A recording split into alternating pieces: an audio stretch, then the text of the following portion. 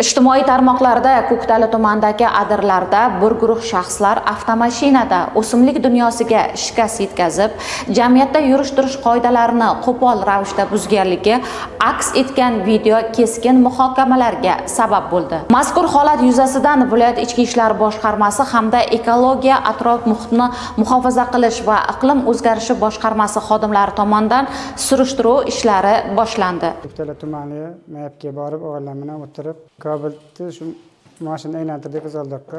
Men avtomashinani boshqarib shu lolalarga shikast yetkazdim. Shunda hammadan uzr so'rayman. Qishlog'iga do'stlarim bilan mayapga borib, lola qizg'aldoqlarning ustida drip qilib, lola qizg'aldoqlarni payhon qilganman. Shu qilgan ishim uchun xalqimdan kechirim so'rayman. Yakunda qonuniy qaror qabul qilinib, jazo muqarrarligi ta'minlanadi. Holat yuzasidan qo'shimcha ma'lumot taqdim etiladi.